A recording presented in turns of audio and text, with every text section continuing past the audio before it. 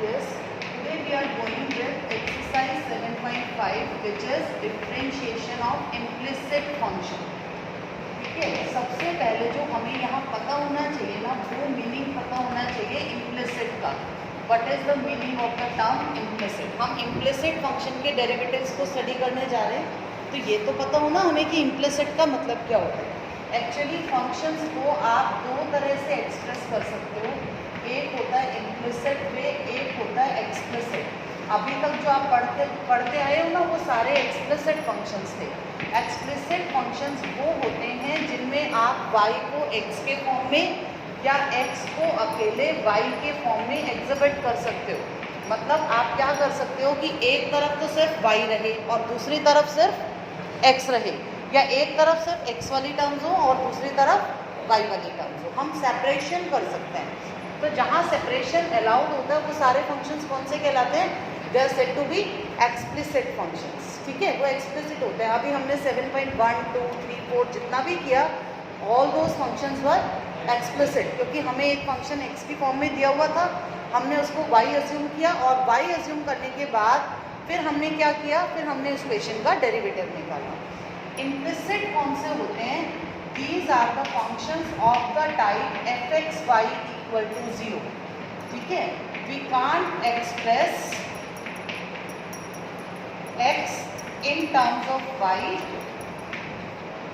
और y in terms of x. ये इसकी लिमिटेशन है.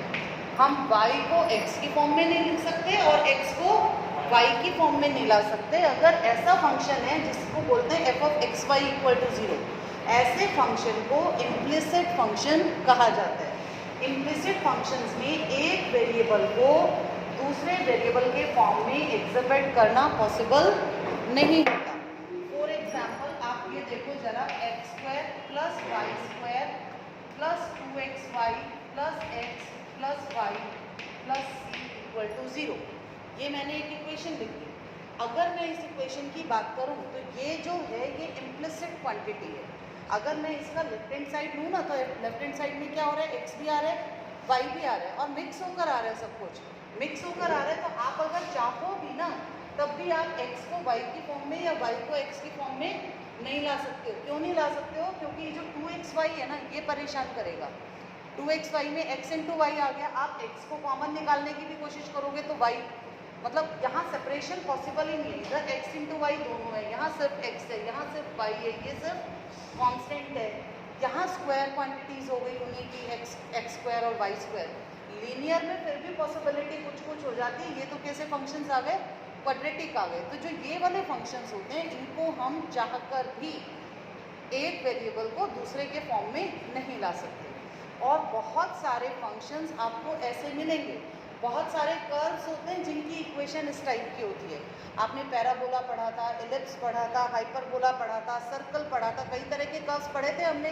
उन सभी कर्व्स की इक्वेशन भी अगर स्टैंडर्ड फॉर्म है ना, तो फिर भी एक वेरिएबल दूसरे में एक्सप्रेसिबल होता है. अगर वो स्टैंडर्ड फॉर्म में नहीं है तो उनकी भी इक्वेशंस मिक्स होकर आती हैं. तो जहाँ इस तरह की इक्वेशंस होती हैं, वहाँ पर फंक्शन को इम्प्लिसिट फंक्शन कहते हैं. अब आती है बात कि ऐसे फंक्शंस का डेरिवेटिव कैसे फाइंड आउट करेंगे. ठीक है, हमें फंक्शन इम्प्लिसिट दे दिया और हमें उस इम्प्लिसिट फंक्शन का क्या चाहिए? डेरिवेटिव. तो यहाँ क्योंकि अब आप एक वेरिएबल को दूसरे में तो ला नहीं सकते, तो इसमें क्या किया जाता है, हम पूरी इक्वेशन को एक साथ डिफरेंशिएट करते हैं with respect to whichever variable we have been given. मान लो आपको dy/dx चाहिए, तो dy/dx का मतलब आप इस इक्वेशन को x के रिस्पेक्ट में डिफरेंशिएट करेंगे. जब आप डिफरेंशिएशन करोगे तो डिफरेंशिएशन करते हुए जैसे नॉर्मल प्रोसीजर आप फॉलो करते हो ना, चेन रूल है या पावर फंक्शन का है, जो भी स्टेप्स हैं आप एज सच लगाते चले जाएंगे सारे स्टेप्स को. और उन सारे स्टेप्स को लगाने के बाद जहाँ जहाँ y का डेरिवेटिव होगा ना, वहाँ हम dy/dx लिखते चलेंगे. ठीक है, मतलब नॉर्मल वे में डिफरेंशिएट करना है, जैसे करते हैं वैसे ही. बस जिस जगह y का डेरिवेटिव है वहाँ dy/dx लगा देना है. जहाँ x का डेरिवेटिव ले रहे हो वहाँ dx/dx क्या बन गया? 1. तो वहाँ कुछ लिखने की ज़रूरत नहीं है. लेकिन जहाँ y को x के रिस्पेक्ट में कर रहे हो वहाँ क्या लिख दोगे? dy/dx. ऐसा करने से एक लंबा सा एक्सप्रेशन आपके पास आएगा. उस एक्सप्रेशन में फिर आपको क्या करना है, dy बाई dx वाली टर्म्स को एक जगह इकट्ठा कर लो, और जिनके अंदर dy बाई dx नहीं है उनको दूसरी साइड ले जाओ, दूसरी तरफ इकट्ठा कर दो, और फिर कॉमन लेकर डिवाइड करके आपके पास आंसर आ जाएगा। फॉर एग्जाम्पल ये इक्वेशन हमें दी है, तो हम क्या करेंगे, differentiating with respect to X, X के रिस्पेक्ट में डिफ्रेंशिएट करो, एक्स स्क्वायर का डेरिवेटिव 2x, वाई स्क्वायर का derivative 2y dy by dx, ठीक है ना इतना। अब हमें करना है 2xy का डेरिवेटिव, तो 2x तो कांस्टेंट पहले, y का derivative dy by dx, next time 2y constant, x का डेरिवेटिव 1, 2 तो कांस्टेंट ही है, 2 में तो कोई आएगा नहीं, एक बार यहाँ प्रोडक्ट रूल लगेगा क्योंकि x इंटू वाई आ रहा है, तो प्रोडक्ट रूल लगेगा, तो 2x कांस्टेंट, y का derivative dy by dx, next time y constant, 2x का डेरिवेटिव 2 इंटू 1 कह लो, या 2y कांस्टेंट, तो y का x का डेरिवेटिव 1, नेक्स्ट x आ गया, x का डेरिवेटिव 1, फिर y आ गया dy बाई dx, c का तो 0 होता ही है, इज इक्वल टू 0। समझ आया क्या किया मैंने, 2x जहाँ y स्क्वायर का किया तो 2y into dy by dx, जहाँ जहाँ y का डेरिवेटिव है वहाँ वहाँ dy बाई dx साथ चलेगा, इसमें 2x कांस्टेंट, y का dy by dx, next time 2y constant, x का 1, ये प्रोडक्ट रूल लग गया क्योंकि दोनों का प्रोडक्ट था, x का डायरेक्टली 1, y का dy बाई dx, c का 0 क्योंकि c तो कांस्टेंट है, कांस्टेंट का 0 होता है। अब अगर हम देखें तो सबसे पहले एक तो 2x, ये टर्म ऐसी है जिसमें dy बाई dx नहीं आ रहा है, नेक्स्ट कौन सी टर्म है जिसमें नहीं आ रहा, 2y और 1, ये 3 है ना, तो 2x प्लस 2y प्लस 1, ये तो एक में रह गई, एक ब्रैकेट में आ गई, और जो बाकी हैं उनमें से dy बाई dx को कॉमन ले सकते हैं, देखो ये रहा, यहाँ से और यहाँ से कॉमन आएगा तो क्या बचेगा, 2y plus 2x plus 1 is equal to 0, वही चीज़ आ रही है, कोई बात नहीं। तो अब क्या बना, dy बाई dx कितना आएगा, 2x plus 2y plus 1 is equal to minus 2x plus 2y plus 1, ये चांस फैक्टर हो गया वैसे कि ऐसे मिक्स होकर सेम आंसर आ गया, अदरवाइज नॉर्मली नहीं आता है, तो वो तो चलो जो भी हमारी कैलकुलेशन कहती है एज पर कैलकुलेशन ही लेना है हमें। तो क्या वैल्यू आ गई, ये पूरा का पूरा जो सेम आ गया वो cancel, and our answer is -1। Any doubt, ठीक है, ये प्रोसेस क्लियर हो गया। तो इस तरीके से आप इम्प्लिसिट फंक्शंस को आराम से डिफरेंशिएट कर सकते हो। नाउ आफ्टर डिफरेंशिएशन, अब ये जो एक्सरसाइज है आपकी एक्सरसाइज नंबर 7.5, इसमें जितने क्वेश्चंस हैं they all are of implicit type, ठीक है, but the number of questions is so much, बहुत सारे क्वेश्चंस दिए हैं बेटा, इतने सारे क्वेश्चंस करने बैठोगे ना तो you need to use approximately 2 to 3 hours, maybe more than that, इतना टाइम आपको लगेगा। सो सारे क्वेश्चंस नहीं करने, आप कुछ कुछ क्वेश्चंस में आपको मार्क करवा देती हूँ, आप उतने क्वेश्चंस जो है वो घर करके देखेंगे।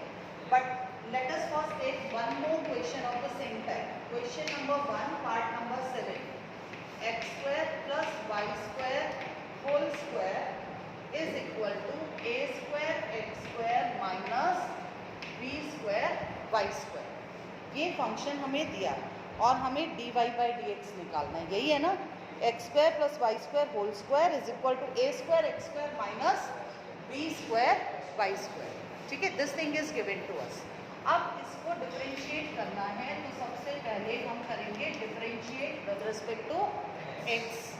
x से जब डिफरेंशिएट किया तो 2 times X square plus Y square, ये तो पावर फंक्शन के हिसाब से, ये तो पावर फंक्शन के हिसाब से आ गया, 2 नीचे into X square plus Y square, chain rule लगेगा ना, समथिंग होल स्क्वायर आपके पास है तो चेन रूल के हिसाब से सबसे पहले 2 नीचे आया, फिर X square plus Y square की पावर क्या रहेगी 1। आफ्टर दैट अब आप डिफरेंशिएट करोगे X square plus Y square को, तो एक्स स्क्वायर का डेरिवेटिव 2x, वाई स्क्वायर का derivative 2y dy by dx, कितना आएगा 2 times X square plus Y square into 2x plus 2y dy by dx.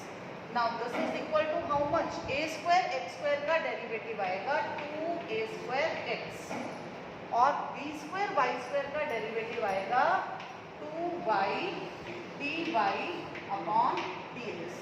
हम पूरे एक्सप्रेशन में देखें तो एक 2 ऐसा है जो कॉमन आकर कैंसिल हो रहा है. We can divide the whole expression by 2. 2 से डिवाइड करोगे ये 2 रिमूव हो जाएगा, ये वाला 2 रिमूव हो जाएगा, ये वाला 2 भी रिमूव हो जाएगा ना कैंसिल. तो 2 तो कॉमन आकर कैंसिल हो गया.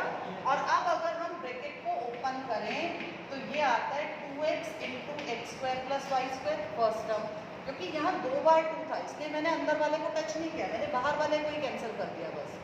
तो 2x into X square plus Y square plus अब ये क्वांटिटी इसके साथ जाएगी तो 2y into X square plus Y square into D Y by D X minus A square X plus B square Y D Y by D X is equal to 0. ठीक है, ये quantity हमारे पास आ गई. अब हमें क्या करना है, एक ब्रैकेट में तो हम रख लेंगे D Y by D X की टर्म. तो D Y by D X एक तो इसमें आ रहा है और एक इसके अंदर आ रहा है. तो ये बना 2y into X square plus Y square plus B square Y into D Y by D X plus remaining quantity को एक ब्रैकेट में ले लो. रिमेनिंग कौन सी बची? बस ये असेंबलिंग ही है इसके अंदर. असेंबलिंग आपने सही कर दी तो आपका आंसर भी बिल्कुल सही आएगा. तो अब अगले में क्या बचेगा? एक तो ये वाली टर्म बचेगी, एक ये वाली टर्म बचेगी. तो हमारे पास बचता है 2x into X square plus Y square minus A square X is equal to 0. अब 2y हम चाहें तो ये ब्रैकेट भी ओपन कर सकते हैं, ऐसी कोई बात नहीं है. तो ये बना 2x square Y 2y cube plus B square Y into D Y by D X. और इस क्वांटिटी को हम उधर ले जाते हैं. जब हम इसे उधर लेकर जाएंगे तो ये आएगा नेगेटिव ऑफ, इसका negative 2x cube plus 2x Y square minus ए स्क्वायर एक्स. एक्चुअली ये पूरा ब्रैकेट ये था और हम इस पूरे ब्रैकेट को उधर ले गए तो ब्रैकेट के आगे माइनस का साइन चेंज हो गया. हम चाहें तो इस माइनस को मर्ज कर सकते हैं अंदर. ठीक है, मर्जिंग में ले जा सकते हैं. So ultimately derivative of y with respect to x will be, अब माइनस को तो मर्ज कर दो तो a square x minus 2x cube minus 2x Y square divided by 2x square y plus 2y cube plus b square y. Now this is how we can calculate the differentiation of implicit functions. Now let us take question number 3 part number 7. Question 3 part 7 and question number 4 both are similar to each other. एक जैसे हैं बेटा बिल्कुल. Question number 3 में part 7 और question number 4 दोनों एक जैसे हैं. तो मैं question number 3 part 7 ले रही हूँ. Question number 4 is for your homework. अब क्वेश्चन नंबर 3 पार्ट 7 में हमें क्या दिया कि cos of y is equal to x into cos of a plus Y. Exactly देखें तो क्या होता है, कई बार ना क्वेश्चन इम्प्लिसिट में एक्सप्लिसिट वाला भी आ जाता है. अगर आप इस क्वेश्चन को ध्यान से ऑब्जर्व करो तो यहाँ x और y दोनों एक साथ चल रहे हैं. ठीक है, लेकिन फिर भी आप x को y की फॉर्म में एग्जिबिट कर सकते हो बहुत आराम से. होगा कि नहीं होगा? x is expressible in terms of y. क्यों है? क्योंकि देखो ये तो cos y अलग ही है, ये cos a प्लस वाई ये भी अलग है, और इंटू x तो आप x को y की फॉर्म में ला सकते हो ना. तो जिन क्वेश्चंस में आपको ये लगे ना कि एक वेरिएबल को दूसरे के फॉर्म में एक्सप्रेस किया जा सकता है तो आपको अलाउड है, आप वो काम कर सकते हो. तो हम यहाँ किसको किसकी फॉर्म में लेकर आएंगे? x को y की फॉर्म में लेकर आएंगे. तो x can be written as cos y divided by cos of a plus Y, ये रहेगा. तो x को हमने लिख दिया cos of y divided by cos of a plus Y. लेकिन अब यहाँ तो x y की टर्म्स में, तो जब हम डिफरेंशिएशन करेंगे ना तो x का डेरिवेटिव y की टर्म्स में आएगा. और हमें क्या चाहिए? हमें तो y का डेरिवेटिव x की टर्म्स में चाहिए. उससे कोई फर्क इसलिए नहीं पड़ेगा क्योंकि हम x को y के हिसाब से डिफरेंशिएट कर लेते हैं. तो dx बाई dy आएगा. जब आप रेसिप्रोकल लोगे तो dy बाई dx आपको मिल जाएगा। ठीक है, अब हमें इसको करना है तो हाँ, हम इसमें क्या करेंगे, we shall differentiate x with respect to y। अब क्योंकि आप x को y के रिस्पेक्ट में डिफरेंशिएट कर रहे हो तो यहाँ तो dx बाई dy सीधा सीधा आ गया। ये पूरी क्वांटिटी y की है, पूरी क्वांटिटी y की और y से ही आप डेरिवेटिव ले रहे हो तो साथ में कुछ भी लिखने की ज़रूरत हमें नहीं रहेगी। हम सीधा सीधा क्वोशंट रूल लगाएंगे, cos of a plus Y denominator into derivative of numerator यानी cos y minus numerator into derivative of denominator divided by cos square a plus Y. अब इसके बाद जो हमें आगे करना है, ये तो हो गया cos square a plus y, cos of a plus y, derivative of cos y होता है minus sine y, then minus cos y into minus sine of a plus Y. अब ये minus sine a plus y क्यों आया, क्योंकि cos a plus y का derivative तो हो गया minus sine a plus y और a प्लस वाई का डेरिवेटिव जो जब लेंगे तो a का तो 0 और y का 1, तो 0 प्लस 1 1 होता है ना, तो उसको लिखने की ज़रूरत नहीं है। तो ये क्वांटिटी आ गई। अब इससे हम थोड़ा सा स्ट्रेट करके लिखें, देखो ये माइनस माइनस प्लस बन जाता है तो हम इस क्वांटिटी को तो आगे ले आते हैं। तो ये बना sine of a plus y into cos y minus cos of a plus y into sine y. ये चीज़ आ गई divided by cos square a plus Y. अब यहाँ तक आने के बाद आगे हमें क्या करना है, अब अगर हम ऊपर देखें तो ऊपर एक सब्ट्रैक्शन फॉर्मूला बन रहा है, sine of a plus y cos y minus cos of a plus y sine y. It is just like sine a cos b minus cos a sine b। तो इस हिसाब से अगर हम लें तो dx बाई dy कितना बनेगा, sine of a minus b, और sine of a minus b का मतलब sine of a plus y minus y divided by cos square a plus Y. ये चीज़ आ गई हमारे पास। अब ये जो क्वांटिटी है इसको अगर हम और आगे लेकर जाएं तो a plus y minus y में तो y तो कैंसिल ही हो गया, तो dx अपॉन dy की वैल्यू हमारे पास बचती है sine of a divided by cos square a plus y. Hence we can say that dy by dx is cos square a plus y divided by sine a। And this is the answer. इस तरीके से हम अपने question को बहुत easily solve कर सकते हैं। बिल्कुल इसी पैटर्न पर क्वेश्चन नंबर 4 सॉल्व होगा। क्वेश्चन नंबर 4 में अभी तो देखें तो ऐसे लग रहा है ना जैसे कि ये तो एक्सप्रेसिबल नहीं है, लेकिन मैं एक बार इनिशियल स्टेप बता रही हूँ, after that you can carry out the calculations yourself. Question number 4 is one of the most important questions of this exercise. आपको दिया x into sine of a plus y plus sine of a into cos of a plus y is equal to 0। इस question को अगर हम ध्यान से देखें तो देखो यहाँ x अकेला आ रहा है, देन साइन किसका है a प्लस वाई का, यानी ये y वाला फंक्शन हो गया। साइन एक कांस्टेंट क्वांटिटी है और साइन एक कांस्टेंट होने के बाद cos of a plus y में फिर y वाला फंक्शन आ गया। तो अगर हम चाहें तो हम इसे ऐसा लिख सकते हैं x into sine of a plus y is equal to minus sine a cos of a plus y. ठीक है, ये चीज़ आ गई। और इतना आने के बाद आगे क्या करेंगे, फिर हम x को लिख देंगे minus sine a into cos of a plus y whole divided by sine of a plus y. So x is minus sine a, अब cos a plus y upon sine a plus Y ये बन जाता है cotangent a plus Y. अब आप x को differentiate कर लो, ये तो मैंने करवा ही दिया, वैसे इजी भी था क्वेश्चन। तो ये बनता है minus sine a, cotangent a plus y का डेरिवेटिव बनता है minus cosecant square a plus y. तो minus sine a into minus cosecant square a plus Y.